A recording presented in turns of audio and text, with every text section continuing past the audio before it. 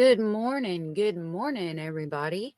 I got a lot to say about this situation, clickbait, and more news articles that I've found on the Apache shooter. So, with that being said, let's pop a clutch, grab a gear, squall tires, and haul ass to our seats, and we will get this show on the road.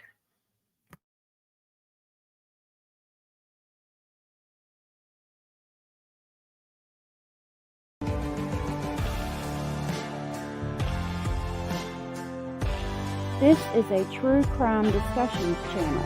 We speculate. This is all just speculation. Because it's true crime, it's for mature audiences only. There will be no children allowed, no exceptions. Everything on this channel falls under fair use. Please remember to like, comment, subscribe, and share. It's free.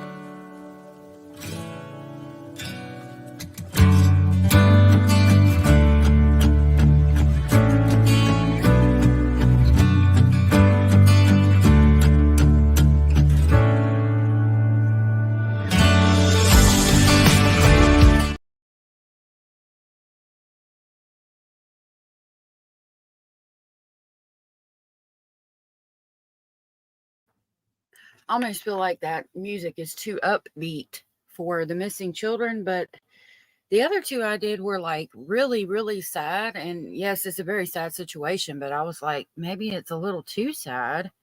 Now, maybe that's a little too upbeat. I don't know. If anybody has seen any of those children, please call your local authorities and let them know.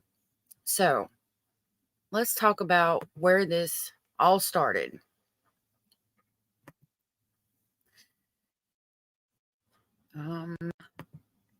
First, I will show you the screenshot I grabbed of this just in case it's no longer there. Let me show that.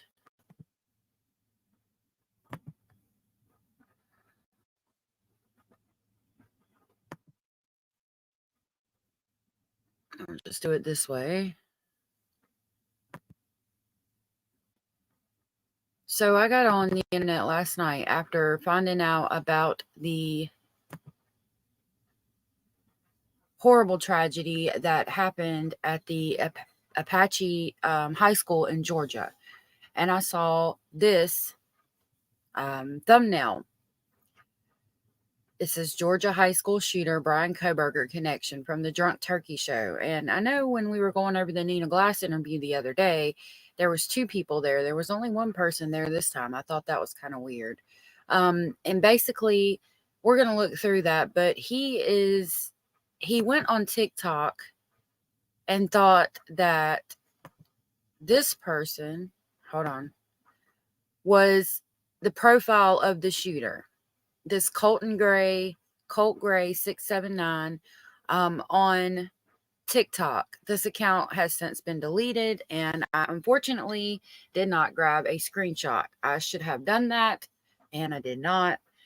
Basically, the Koberger connection he's making is that these 2 videos where they're talking about the Koberger connection. This Colton Gray 679 that says 14 from Georgia was not the Colt Gray that was the active shooter. There were actually videos uploaded to that account about the Apache shooter after everything had happened. So there was no way it could have been that person unless they were somehow uploading videos of themselves to their TikTok. And I don't think that that's possible. Now, could it be an honest mistake? Of course it could. But I thought it was even at, they had videos of Brian Koberger and talking about him. It's still a reach to put that they had connections. After I thought about it, one's in Georgia, one's in Idaho. I was thinking the only connection could be is like a Facebook post or a media post.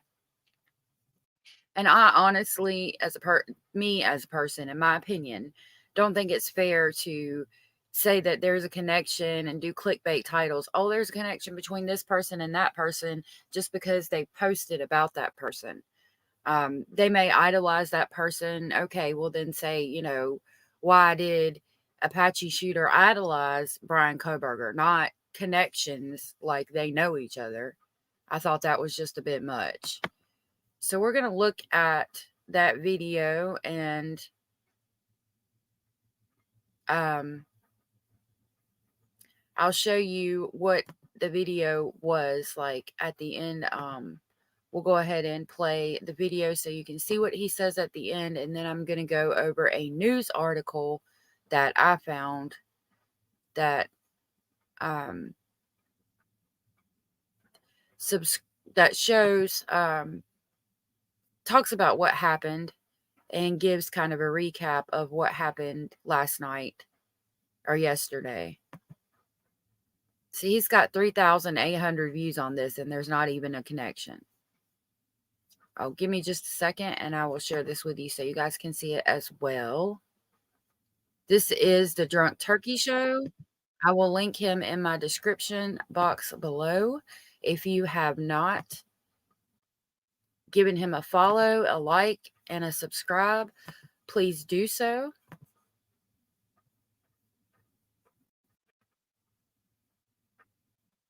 All right. So I'm just going to go ahead and skip all this and we'll go. Okay, I don't know what that was about.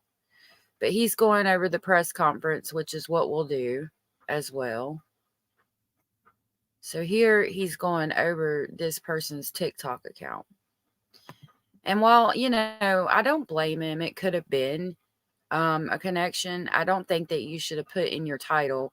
I think it's a great idea. House sitters. I don't think it's a great idea. And I wish you would stop giving me commercials. I don't think it's a good idea to do these titles. Online posts were from so just because they posted about somebody. That's my opinion on the situation. And because of this video or videos like it, that whole profile has now been deleted. All right. So, and this ain't going to be that long of a show tonight, guys. Whoever it was had to delete their whole TikTok profile. Although, excuse me, if they're going under the pseudonym Colt Gray, they probably shouldn't have had that profile up anyway, because obviously it wasn't him. But one of the other things that were like Colt Gray apparently have been posting up or apparently following And this is where the connection comes. And again, I'm not entirely sure this is his. This was sent to me, 14 from Georgia. And these online posts were from quite a while ago. I think this one was from March 29th. So this would have been last school year. And again, I wish that this person had not deleted their profile, but I know it's not the person because they were posting about the Apache shooter after the shooting happened, and the Apache shooter was in custody. This one's April 1st, so this also would have been last school year. Apparently, this guy was infatuated with Brian Koberger. He's a huge fan of his. This here says, once you go too far in your own mind, you have nothing else to lose any longer. Interesting stuff. You know, I mean, Koberger has inspired a bunch of idiots. I understand that. But now he's also inspiring some crazy individuals to do some crazy things. And anybody that tries to, justify this or anything like that is just sick. Me after getting too silly for my own good, and the police just want to speak. Now, this is March 29th. Remember, police went over, they wanted to speak with him, right? They wanted to speak with him. He didn't think he was innocent either. No, he didn't think he.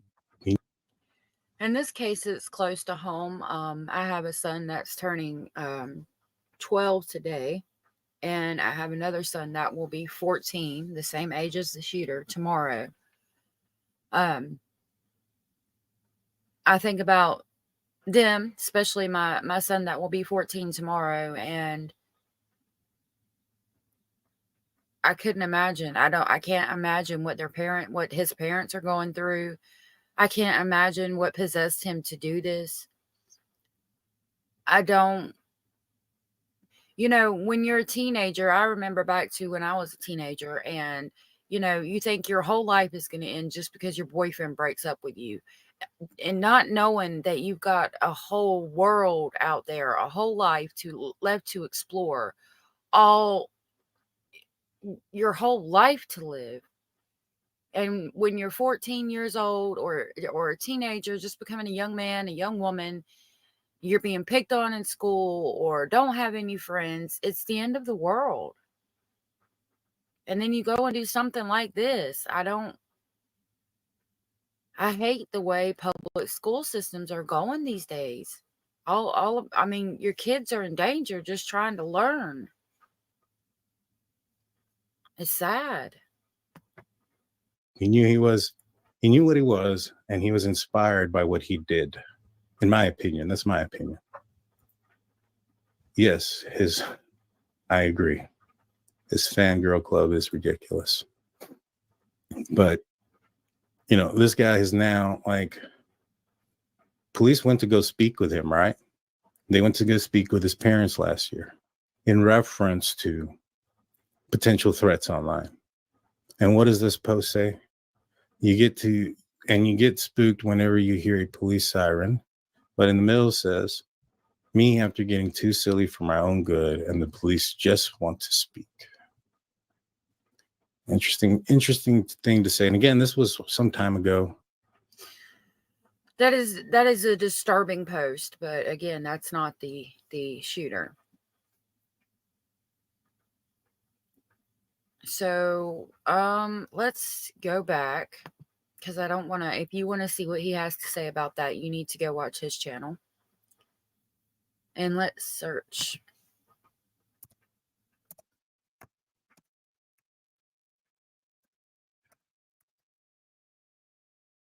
And pull up some articles on this from the news, hopefully. And we'll read some of the internet articles and see what they have to say. So this is going to be 11 Alive. I'm assuming it's a news. Here's the thing, aging begins in your cells. Well, we all age. It's just what happens. We'll be all right. So this is 11 Alive, and they have 1.89 million subscribers. Please give them a subscribe and a like, and go check out some of their news articles. In algebra class just this morning, elbow to elbow with that shooter, Colt Gray, as he's been named by the Georgia Bureau of Investigations. Let me first start with, how are you? How are you coping? I'm okay. I'm pushing through it, talking to friends, making sure, everyone else is okay, checking on people around me. Can you bring me back? What happened? I just remember, like, the moment that it happened, he was at the door, and I knew they were looking for him already, but he was at the door, and they almost let him in until they backed up, and then he turned away, and that's when you hear, like, the first rounds of fire. So he was in class with you, in algebra class. He left. Then he came back, was at the door, and then knocking to be let back in. Why? You told me something about the doors. Yeah, they lock automatically, so you have to be let in to come back into our classroom. So I think he wanted to come to us first. Come to you first to shoot? Yes, to shoot us class. And then he was at the door. Student went to open the door, and then what happened? She backed away. I think she saw him, or maybe somebody said something, but I'm pretty sure she saw that he had a gun, and so she backed. This is not my internet. So It's StreamYard. We're going to talk about this in the news article. I'm trying to get it pulled up right now, where they talk about basically giving a recap of everything that happened and what people that were involved and in the school say. I just wanted to give you guys a video of it as well, of some of the things being said about what happened. And we'll do the presser from the FBI and what all they had to say, and then we'll read the article. She was about to let him into the class, you think, to shoot the students, saw that he had a gun, did not let him in. What happened next? He turns to the classroom to what would have been my right, and he just starts to shoot, and you hear like about 10 to 15 rounds back to back. What did you hear? What did you think was going on in those moments? As soon as they didn't let him in, you kind of, like, I don't know, I already kind of had a feeling it was going to happen and it was him. But as soon as they didn't let him in and you hear the gunshots, you kind of like know.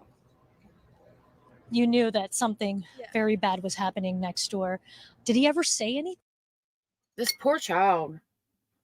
That's a hard thing to describe, how you feel and how scared you are, and just the realization. And by the time you realize everything's happening so fast and you don't know what to do, and then being a child in that situation and looking to your teachers and adults for guidance, and them being scared out of their mind and not really knowing what to do either. I mean, I'm sure there's a plan in place, and they did what they were supposed to. It sounds like the doors lock as soon as you open them, and then they close behind you and it locks automatically, which is a great idea and way to keep children safe at school.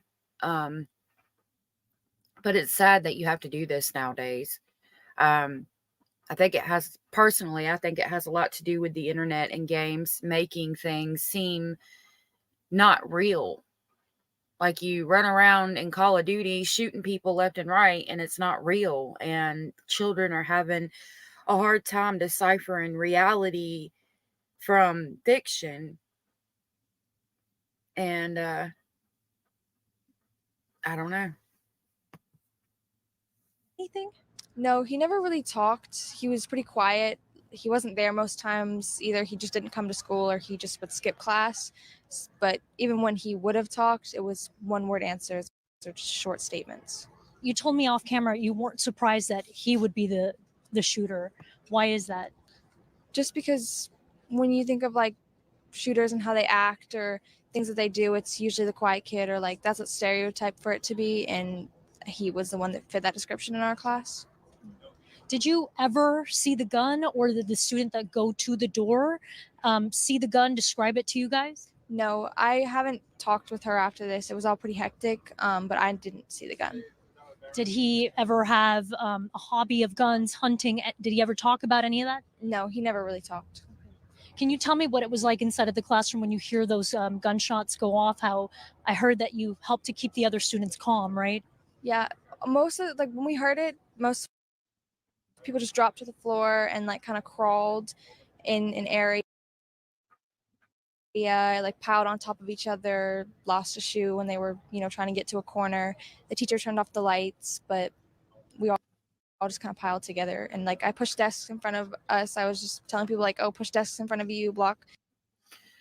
So it sounds like she was able to think and get in the right mind state, telling her friends and students and peers to push desk in front of you. And the turning off the lights by the teachers is a great idea too, because you can't see anybody and what you're doing. It gets dark in those classrooms. Like you pull the blinds down and turn the lights off, and you're not going to be able to see anything in that classroom. In front of you, get low, things like that. And are there any metal detectors in the school? No, not that I know of. Did you guys drill for active shooters? We know that some school districts do that. They were silent drills, so we stayed in our seats. The teachers kept teaching through them. I think it was more for like the system of it instead of like preparing us. How quickly from the moment that you heard the gunshots go off to the hard lockdown alert going on the screens, letting everyone else in the school know that something had gone wrong, how long did that take? Do you recall? Maybe a couple minutes, but it wasn't instant. At what point did you know that this was over? When the cops came in the room and asked us to put our hands up, asked us if we had anything. A little bit after that, they let us all out. But when it was kind of quiet, you hear like cops yelling, but it's kind of quiet. There's no more gunshots, things like that. Yeah. What was that communication like with your parents? I mean, all of us have phones nowadays. I spoke with many students texting what they thought might be their last words to their parents. What was that like for you? I called my mom. I called her and I was like, oh, they're shooting up the school. She thought it was like, she didn't believe me at first. And I was like, no, they actually are. And I talked to her for a second and she was like, oh, I'm on my way right now. And then I was like, okay, I got to go call other people. I text all my friends in the school, out of school, everywhere. And I'm just texting and calling kind of everybody. And what was that like leaving the school? I saw videos of officers escorting the students with their hands raised. What was that like for you? It was protocol, obviously, but I was glad it was over. Like, I was glad we were able to leave. I was looking for my friends that were there. I was comforting the ones that had been through a little bit of a harder time. And then, Lila, what would you say to this student that you were just elbow to elbow with just this morning in algebra class and now this? I'm not sure. I want to know why he did it. I think that would be I want to know why. Lila, thank you so much for your time. I appreciate it, and the best to you and your family and your community. So I do want to just add that as far as I know, the last time I had seen information on it, unfortunately, 4 people were no longer with us. 2 students and 2 teachers. I think that's actually going to be these people right here. 2 students and 2 teachers were no longer with us. And I think there was 9 in the hospital.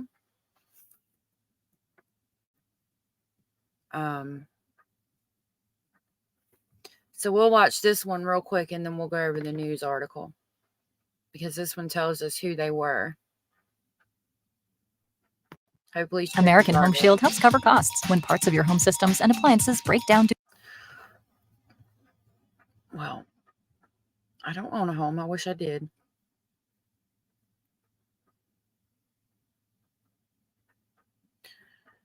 Okay. A 14-year-old student opened fire at a Georgia high school and killed 4 people on Wednesday, authorities said, sending students scrambling for shelter in their classrooms and eventually to the football stadium as officers swarmed the campus and parents raced to find out if their children were safe. The dead were identified as 2 students and 2 teachers at Appalachia High School in Winder, Georgia, which is about an hour's drive from Atlanta. At least 9 other people, 8 students and 1 teacher, were taken to hospitals with injuries. All of them are expected to survive. The shooter is alive tonight and is in custody. Again, he's 14 years old. His name is Colt Gray, and he was a student at the school itself. Lieutenant Randy Sutton is standing by. He's a law enforcement expert and the founder of the Wounded Blue. Lieutenant, as always, it's good to see you. I want to... This is Fox. Let's see. I want to make sure I get it right so I can tell you to go give them a like and subscribe. So this is live now from Fox. They've got 3.49 million subscribers. Give them a like, a follow, a share, subscribe, and get the news information out here about this tragic situation. I want to pull up a tweet here.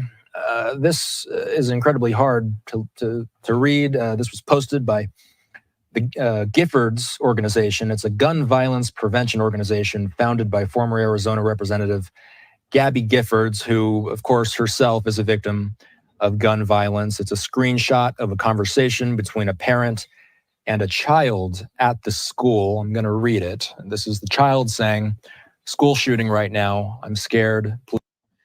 This is scary. Could you imagine getting a text message like this while you're at work and your child's in the school? Oh my God.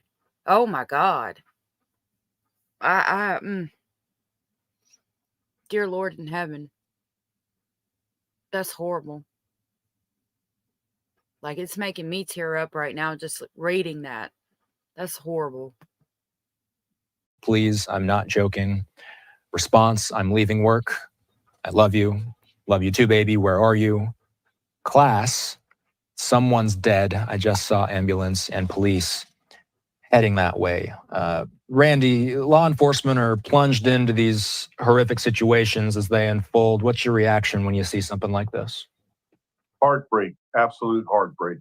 The terror That it is. That's so sad. I mean, at least when you know, if the ambulance and police are there, it's under control for the most part. But still, my God. that these students went through today is something that no child should ever have to go through. The parents, the panic that they must have experienced today, beyond belief, all at the hands of a 14-year-old who through some strange mutation became a killer today. And what has taken place here today is truly unbelievable in every sense of the word, that a 14-year-old could have taken so many lives, shot so many people, had this violent streak within him, and now it's been noted in the news earlier today that this individual was a suspect in a threatened school shooting a year ago and had been the target of an FBI and law enforcement investigation, that he and his parents had been actually interviewed about this threat. So this is going to reverberate throughout the law enforcement community. So that's scary. If he actually threatened to do a school shooting before, how did he still have guns? I don't understand that. Like, I think that personally, I mean, you can't go around taking people's, I guess I should say, pew-pews, but how, like, if you've got a child or somebody threatening to do that and you pick up on it and you catch it in time, why not take that person's pew-pews away from them until they're out of school and, maybe say, okay, well, because you did this, I'm going to take all the pew-pews and you can have them back at the age of 21 or 24. Why not do that? And the investigation that's going to take place will once again look at all of the aspects, all of the nuances, and try and determine, did somebody drop the ball here? Randy, I got to ask you a little bit more about what we know about what you just said. We have some information about last year. Today, we learned that this kid was being questioned by the cops over suspicious activity as recently as last spring. The teen had been interviewed after the FBI received anonymous tips in May 2023 about online threats to commit an unspecified school shooting, the agency said in a statement. The sheriff's office interviewed the then 13-year-old and his father, who said that there were hunting guns in the house, but the teen did not have unsupervised access to them. The teen denied making any online threats. The sheriff's office alerted local schools for continued monitoring of the teen, but there was no probable cause for arrest to additional action. Randy, how many of these types of threats do law enforcement run into? Gray was flagged to the FBI and questioned by local police before any of this violence took place. Is this more common than we might think, or does it seem that Gray was a special case? That's a good question. Well, that's what this investigation is going to have to determine. There are a great many of social media posts that go out there that are investigated by law enforcement. But when you take a case like this, where the shooter actually turns out to be the real deal, then you have to look back and say, did we do everything by the book here? Did we do everything right? And then what's going to really be so important in this is, what kind of weapon did this boy use? Where did he get it? Did he have access to it because the parents had allowed it?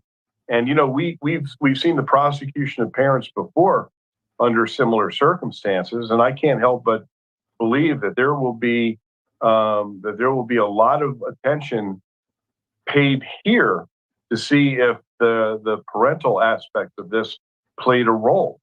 But one thing is for sure, this individual was flagged. It's hard for me to believe that there were no other factors since that time that didn't also raise some awareness or some anticipation of issues. So that's what this investigation is going to have to reveal. And the fact that this boy is alive, that he can be questioned by police, is going to be different than many of the school shooters, which end in the death of the suspect. So this is going to be a very interesting interrogation that takes place if he hasn't lawyered up and is keeping his mouth shut now. I want to show the victims. We heard them identified earlier today in the news conference. You're looking at them right now. They're identified as Mason Schermerhorn, a 14-year-old student, Christian Angelo, another 14-year-old student, Richard Aspinwall, who was a math teacher, and Christina Erimi, another math teacher at the school. So we are, of course, talking about 2 teachers and 2 students. We don't know a motive yet. That'll be a big question moving forward, as you said. Another question I have is, how did the gun get into the school? Did the shooter force his way in with it? Did he smuggle it in? Randy, what questions do you have about today? Oh, we could talk about my questions all night long. So do you have about today? Goodness Oh, we go into the school. Did the shooter? So it was Mason Schermerhorn, who was a student, and he was 14. Christian Angulo, which was a student, and he was 14. Richard Aspinwall, which was a math teacher, and Christina Ermi, which was also a math teacher. Prayers to the family of the victims, and hopefully there will be no more. I know there was 9 more in the hospital as of last night.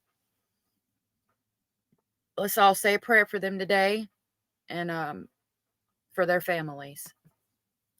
Shooter forced his way in with it? Did he smuggle it in? Randy, what questions do you have about today? Oh, we could talk about my questions all night long, but the reality is, does this school have security precautions in place that are adequate? Does the school have metal detectors? What are the protocols that are put into place for these students when they enter the school. This is a rural school. This isn't the big city. This isn't where there's a lot of rampant crime, where there might be additional safeguards put into places. And this kid's a student at the school. He didn't force his way in. He walked in with the rest of the students. So the question is, where did he get the gun? How did he get the gun? And what flags did the parents possibly see, or did other students see? They're going to be scouring his social media. They're going to be scouring his devices. They're going to be talking to anybody that had a relationship with him to determine if there was anything missed here. It's hard to believe that this boy acted in a vacuum, that there wasn't some type of event that sparked it. And that's what law enforcement is going to have to really delve into. We'll leave it there for now, Randy. We'll be following the story closely with you all week. Have a good night. Okay, let's I'm going to try to find the one where the authorities speak, basically the presser on it. Let's see what Fox 4 Dallas Fort Worth, give them a like and follow, has to say about what we know about the alleged shooter.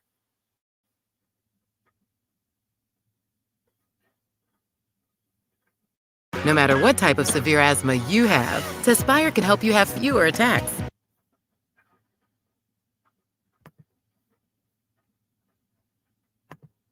For today's deadly school shooting in Georgia. Hello, everybody. I'm Hannah Batab. And I'm Steve Eager. It happened at Appalachian High School in Winder, Georgia. It's about 50 miles northeast of Atlanta. The Georgia Bureau of Investigation says at least 4 people are dead and as many as 9 are wounded. The school has almost 2,000 students. They were spilling out of the building as law enforcement and emergency vehicles surrounded the school. Sean Rabb in our newsroom with the latest. Sean. That shooter, identified by the Georgia Bureau of Investigation director as Colt Gray, the 14-year-old boy surrendering when confronted by 2 school resource officers and arriving law enforcement. As you said, 4 people dead, 2 students and 2 teachers lost their lives. One of the wounded students on a stretcher being rushed through the crowd by paramedics to a waiting ambulance. 9 total hurt. Another injured person treated on the ground in front of the school. Lines snaked through school grounds as anxious parents rushed to reunite with their children as SWAT teams continued responding to the campus. Students' spirits clearly broken today. Law enforcement in Georgia shaken and emotional by the tragedy that's taken lives and so much more. This hits home for me. I was born and raised here. I went to school in this school system. My kids go to this school system. I'm proud of this school system. My heart hurts for these kids. My heart hurts for our community. But I want to make it very clear that hate will not prevail in this county. I want that to be very clear and known. Love will prevail over what happened today. And for the horror at Appalachian High School, that 14-year-old student, Colt Gray, will be tried as an adult, facing 4 counts of murder and other charges. Lots of questions to be answered in the days and weeks to come. This happening just 3 weeks into the new school year. That's really sad. Okay, so let me try to pull up the presser and then we'll read that news article.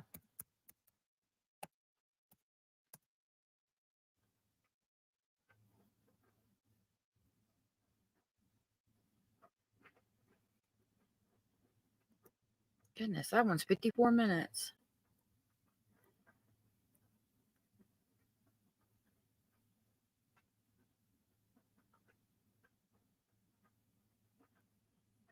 Okay, so this is the full press conference. We'll watch this real quick. As you can tell, we know that it's been a long day. I want to thank you for being patient. Okay.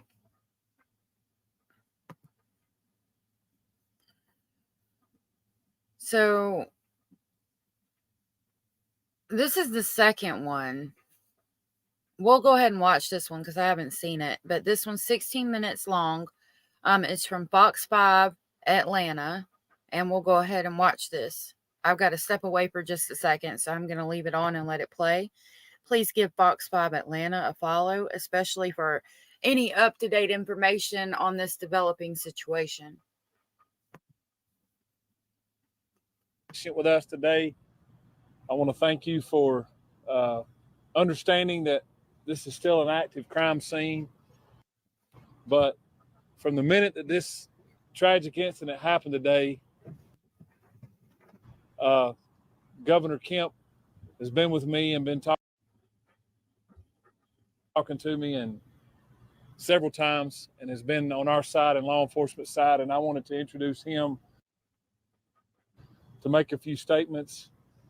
Again, thank you for your patience. And at this time, I'm going to introduce the governor, and then Director Hosey will take answers and questions after that. Well, thank you, Sheriff. I just want to thank you and your team for the incredible work that they've done. And the response of our first responders today has been unreal. Superintendent LaDuff, Principal Leroy, who just did incredible.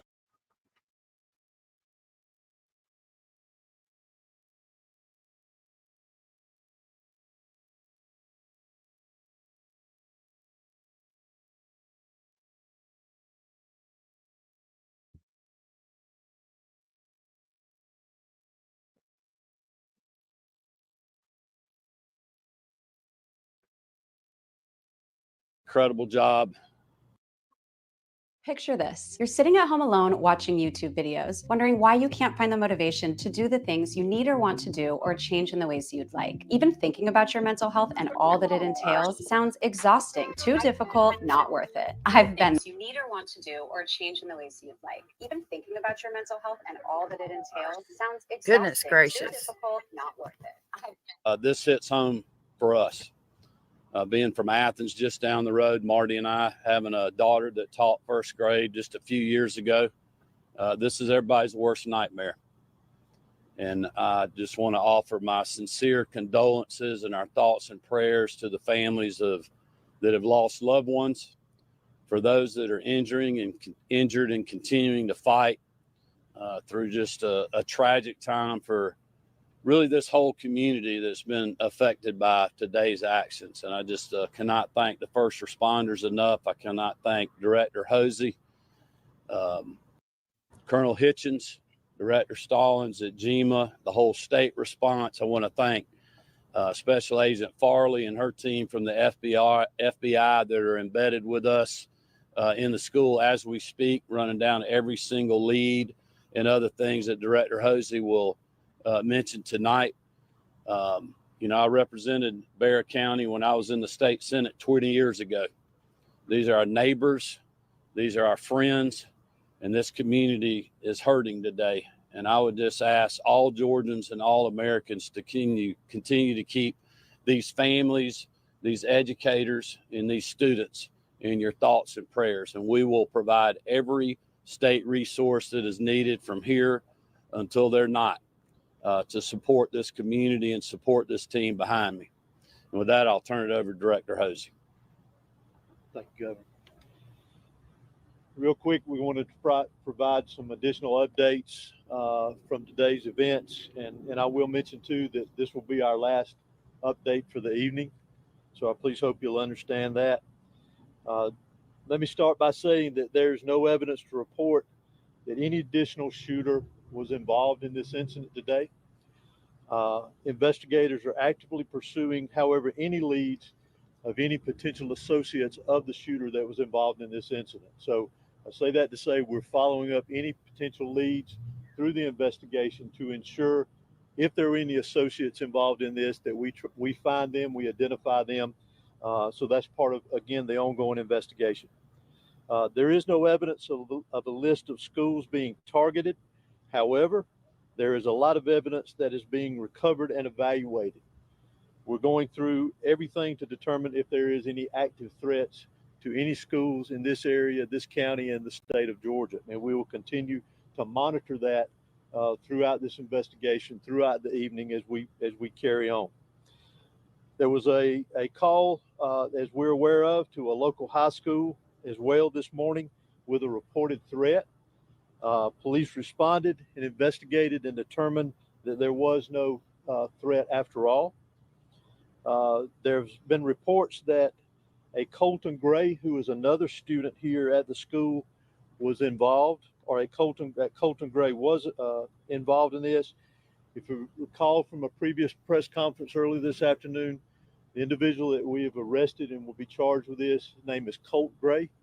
But there is another student here at the school with a very similar name. We want to ensure everyone that Colton Gray is not involved in this incident. That is the name that I provided you earlier this afternoon. So those reports were inaccurate, if that was passed on to you. I do, however, want to identify the victims of this incident today, those that lost their life in this tragic event. Mason Schermerhorn, age 14, who is a student here at the school. Christian Angelo, who is 14, also a student here at the school. Richard Aspinwall, not sure of his age, but he was a teacher here at the school. And Christina Irmery, I'm sorry for my pronunciation, who was also a teacher here at the school. We will post a list of these victims for the correct spellings for everyone later this evening after we complete the press conference here. Also, as has been released, the FBI's National Threat Operations Center has received anonymous tips in the past of online threats to commit school violence or school shootings at an undetermined location and time. The FBI referred this information to the Jackson County Sheriff's Office for action. The Jackson County Sheriff's Office identified and located Gray, who is our suspect in this case. They conducted an investigation at that time, and there was no probable cause for arrest or to take any additional law enforcement action.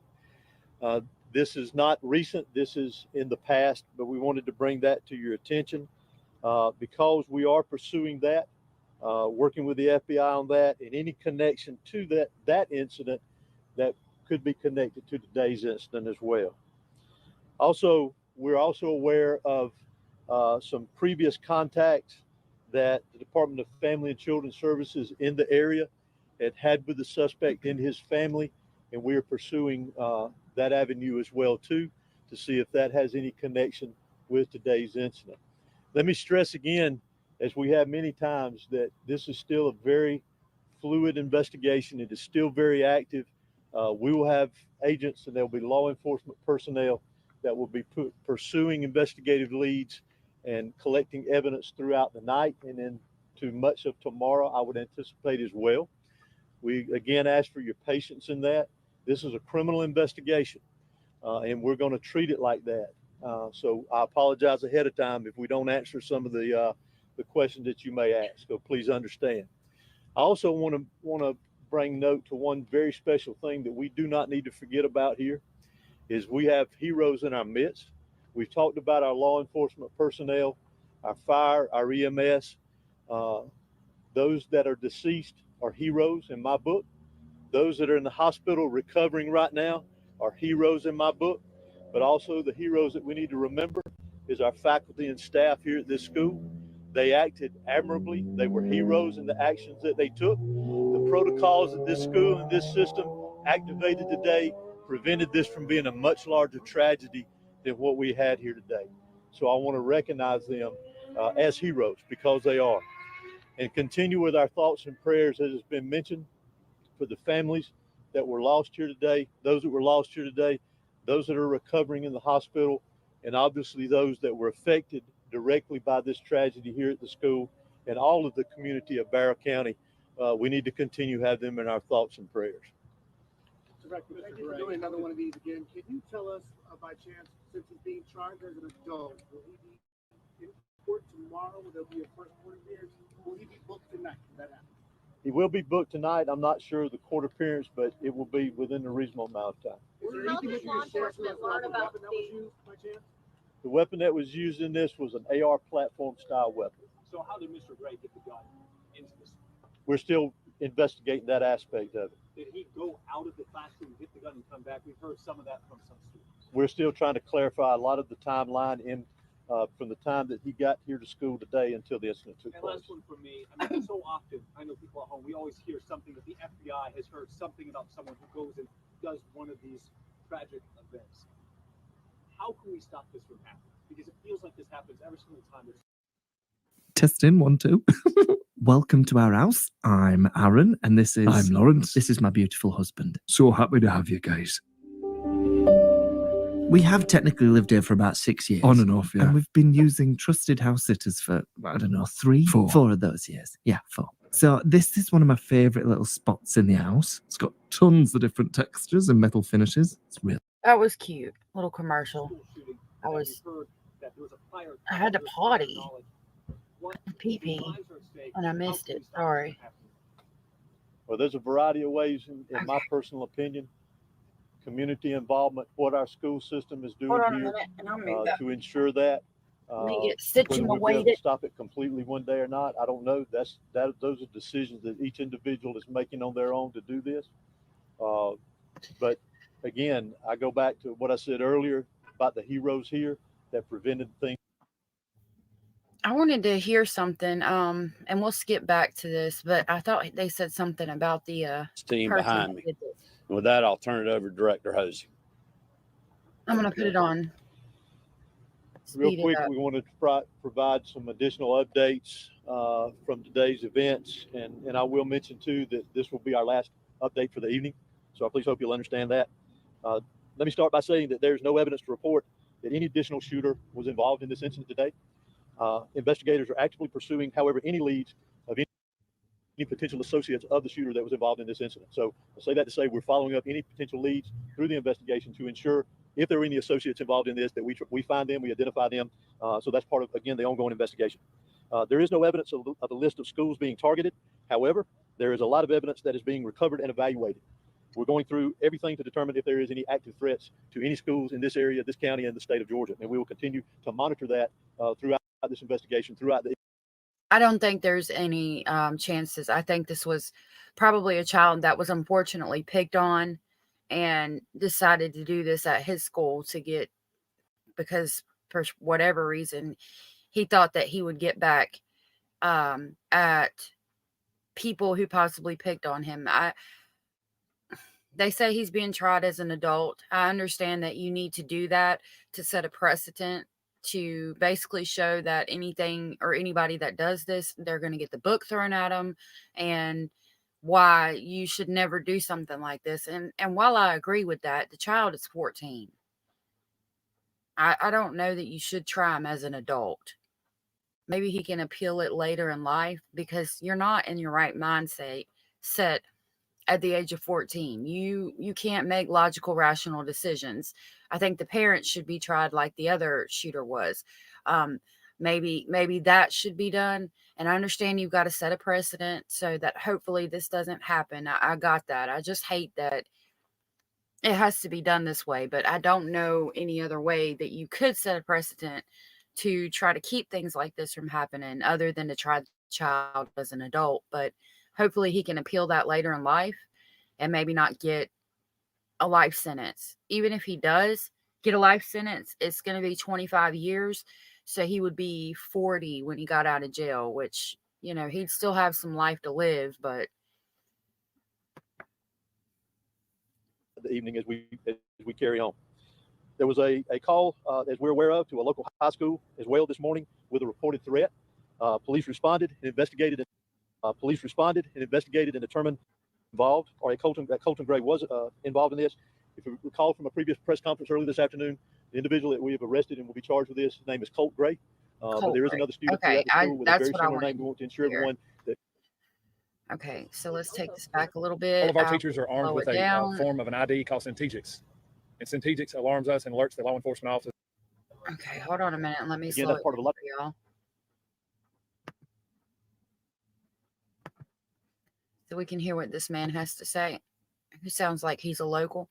This is the man speaking right now is going to be from Georgia Bureau of Investigations. That's why his vest there says GBI, stands for Georgia Bureau of Investigations. A lot of the things that we're trying to clarify within the investigation. Again, we're very early. As a parent, situation, was it from a 911 call from a faculty or staff member or from a student? Can you just expand on that since they got here within minutes? Could you also expand on why it was a female faculty member walking around looking for the student minutes before he shot up the school? No. Can y'all clarify that? I'll let Director Hosey answer that question. Source officer didn't approach him. Ma'am, let's get this question right here, and then we'll come. You back asked to you. how was they notified? We discussed today, heard earlier, law enforcement here within several minutes. So we're just curious how the notification went through. Did 911 hear about it from a student, or was it a faculty that made that call alerting law enforcement? All of our teachers are armed with a form of an ID called Centegix. And Centegix alarms us and alerts the law enforcement office after buttons are pressed on an ID, and it alerts us that there is an active situation at the school for whatever reason, and that was pressed. And we've had that about a week now. And we've heard stories of students. Well, thank God for that. Other students, while they were in the hallway, while all this chaos is happening, while shooting is going on, we've heard stories about students pulling their classmates into the classroom to get them secure, to get them to safety. What do you think that says about these young folks who are, very 13, 14, 15 years old, that they're looking out for one another like that? It's admirable. It's like Director Hosey said, we have heroes among us, and those students and teachers that did that today saved a lot of lives. This could have been a way worse than what and again, the investigation is still trying to file through that information, but those kids are heroes and brave as well to do that when they hear an active shooter around them. Well, let me get this one question right here. Did you have something else, ma'am? No, it was me. Okay. I was asked. I thank God for their system that they have in place for dealing with things like this. It sucks that you have to have things in place like that. Children should be able to go to school and learn and be safe. I mean, and again, like I said earlier, I mean, maybe it has to do with the video games, and when you're at that age, differentiating reality from fiction. When you play in the video games where you're just shooting people down left and right, you don't understand the consequences of actually doing that. I've thought for a long time that we should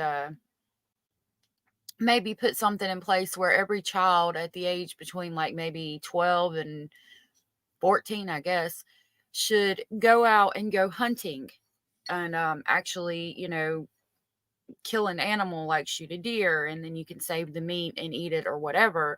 So that way, if you're going to be around guns or whatnot, you understand what the gun can do, what the pew pew can do, that when you pull that trigger, it's going to take a life.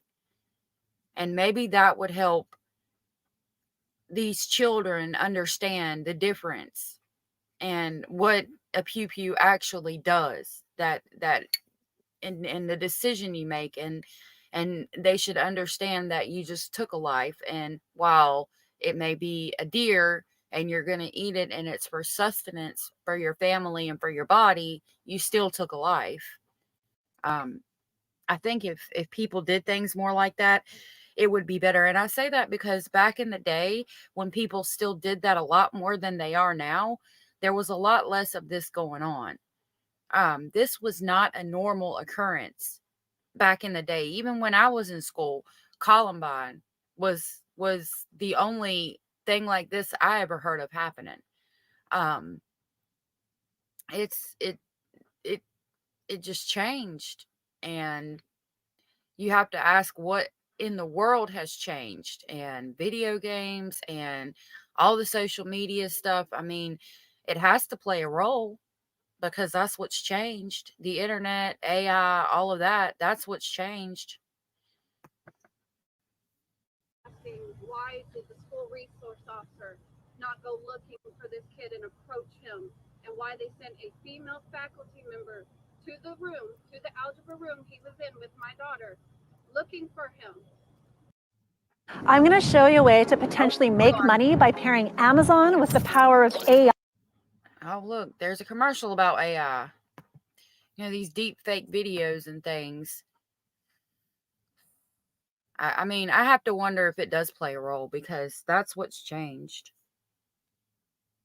That's not my internet. For some reason, it's StreamYard. Let me see if I can.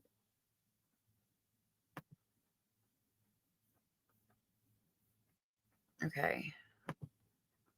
Looking for this kid and approach him, and why they sent a female faculty member to the room, to the algebra room he was in with my daughter, looking for him instead of the school resource officer, or why the school allowed this boy to come and go from the class all the time. He would go and sign up for the restroom pass, leave the class, and come back sometimes, and sometimes never come back. This is interesting. This is a parent of a child that goes to the school talking about some of the actions the boy took and some of the things that happened. I don't think you can be angry about what happened during the time of the shooting, because I mean, that's a high intensity stress situation. I mean, I think they're all just going to try to be doing the best that they absolutely can in the situation. He has been wandering this school. With all due respect, ma'am, I think your information is incorrect, and our investigation is going to lead to what we have, and we will be glad to answer your questions once that's done. I guess victims are lying to me then. Possibly. Sheriff, what can you tell us about the SROs? You talked about a lot of heroes. You talked about how one of the SROs encountered the shooter. What can you tell us about them, who they are, how long SRO is going to be school resource officer. they've been working here, and what they did today? Both of the SROs that are here at these high schools, at all of my high schools, I have two there. Both of the SROs, to include a third one, was here today, not for any other reason other than to help and assist today. They're the true heroes as well. They were actively looking. They had an alert, I guess, if you will. And when they interjected, or when this shooting began, they interacted with the shooter, Mr. Gray. And as soon as they made contact with him, he gave up immediately. Can you share these officers' names? Not at this time. I'd rather not. Sure. Where is the shooter I don't think. now? You said in custody. The shooter is in. I don't understand why we need to know the school resource officer's name. They're not a victim. I don't think that's important.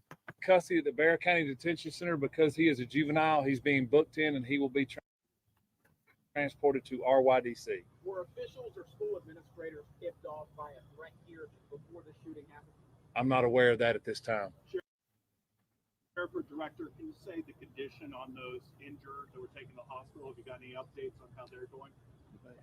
All of our victims that are at the hospital are going to make it and going to recover well, as we've been told, and we don't expect any more fatalities at this time. That's good to know. I've been wondering that this whole time. So evidently the 9 other people that were taken to the hospital are going to be just fine. Unfortunately, there are 2 students and 2 teachers no longer with us on this earth.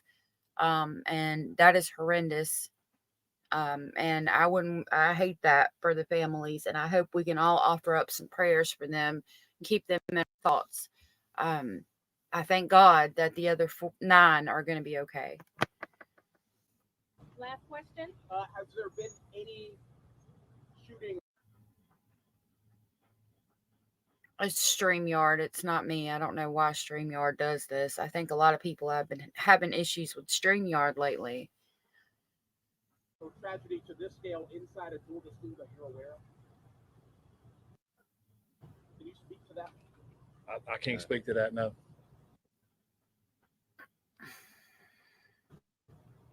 Can you put this in perspective for us then? What today has meant for law enforcement, for students, all of those affected? Tragic.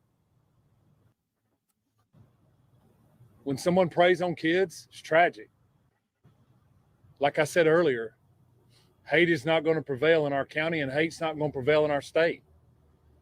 And pure evil did what happened today. That's all I can tell you. I want to continue to say that. I'm proud of the men and women behind me. I'm proud of the women that stood beside me. I'm proud of the men and women who protected these kids. I'm proud of this staff. I'm proud of this community. And I just ask for prayers. Thank you. Is there any more your office can do to prevent shootings like this?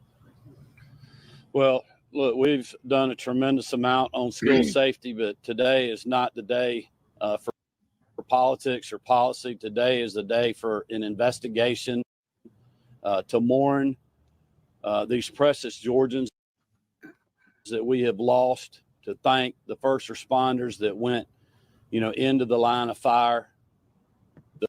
If I had to assume, I'd say this is probably the mayor, but I'm not sure. The school staff, superintendent, the principal, and others that are just trying to hold this community together. That's what we need to be focused on right now. We also had a tragic loss of a firefighter in Greene County earlier today before this event happened, with an explosion that killed the life of a first responder that, again, was running in to danger when many people were trying to run out. And that's what the focus needs to be on tonight. I would ask everybody to continue to keep this community, these victims, and these educators and these men and women in law enforcement in your thoughts and prayers. Thank you. Thank you, Governor. Oh, I just Governor. want to thank everyone for their patience and taking the time to cover this.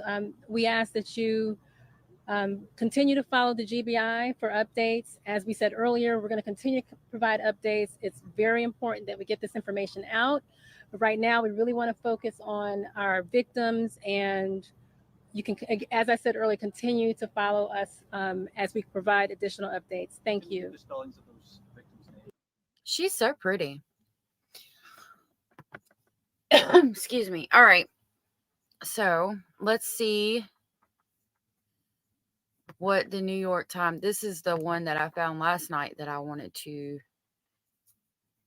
share.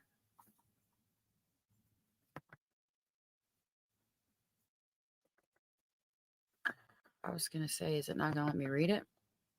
Okay. 4 people were killed in a school shooting in Georgia. Also, so there's a picture. It says first responders at Apache High School in Georgia today. Yep, so there's the first responders at the school. Okay. A 14-year-old student opened fire today in the hallway of a Georgia high school, killing 2 students and 2 teachers and injuring at least 9 others, the authorities said.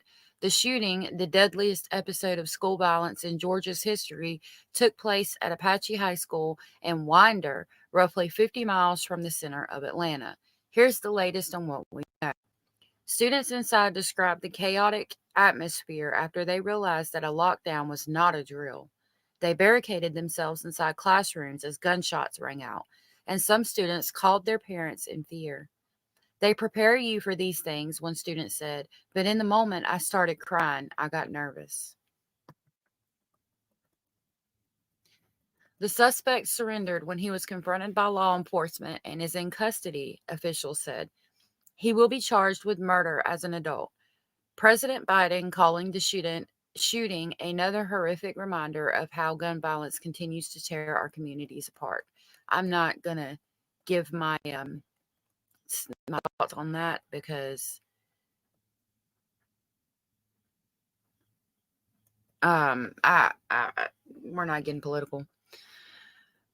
The Biden is considering more permanent asylum limits. The Biden administration is weighing policy changes that would make the president's temporary asylum restrictions almost impossible to lift. People familiar with the plan said. The charges would... Okay, I guess that's not related. No, that's not. I'm sorry, I went political there. That must not be the one I thought it was.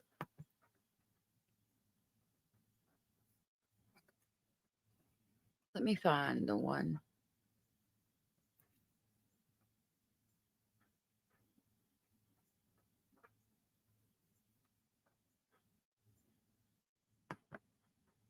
Let's try this one.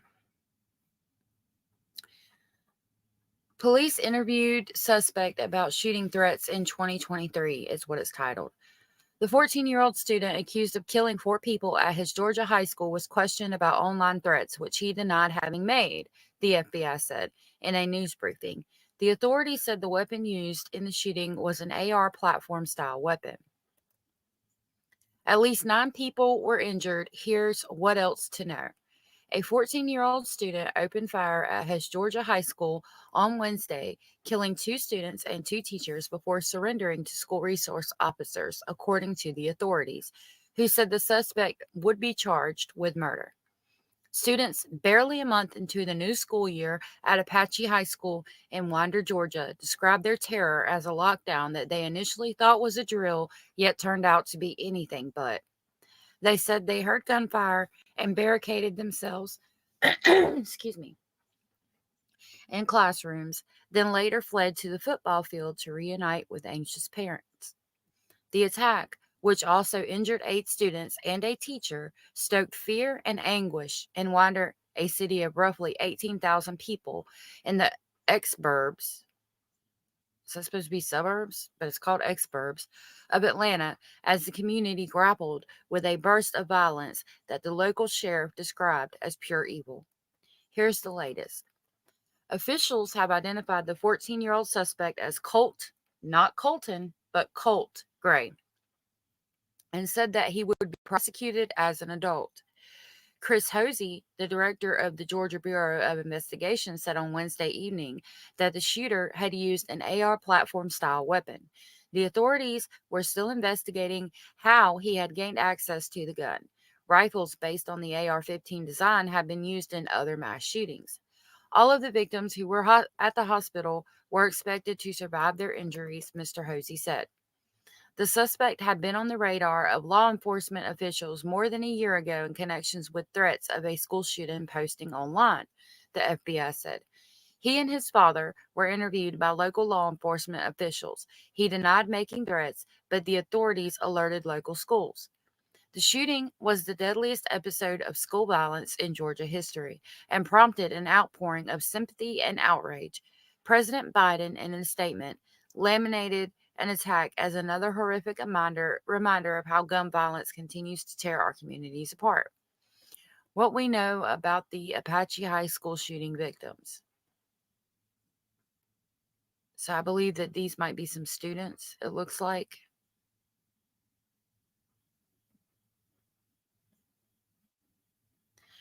The shooting at Apache High School in Winder, Georgia on Wednesday killed 2 teachers and 2 students, becoming the deadliest episode of school violence in the state's history. At least 9 others were injured. The authorities identified the dead students as 2 14-year-olds, Mason Schumerman and Christian Angulo. The educators killed were identified as Richard Aspinwall and Christina Ermey, officials said. Spelling of the names were not confirmed by authorities. The suspect was interviewed for online threats of a school attack last year. Federal investigators said on Wednesday that the suspect in the shooting at Georgia High School had been interviewed more than a year ago by local law enforcement officials in connection to threats made online of a school shooting. The authorities were led to the suspect, Colt Gray, who was 13 at the time, after the FBI's National Threat Operations Center received several anonymous tips in May 2023 reporting threats that had been posted on an online gaming site warning of a school shooting at an unidentified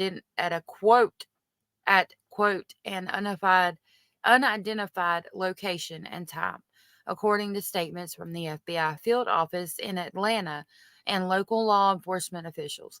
The threats included photographs of guns. All of the victims who are at the hospital were expected to survive their injuries, the authorities said. About 400 people gathered at a candlelight vigil just before sunset in Winder's Jug Tavern Park.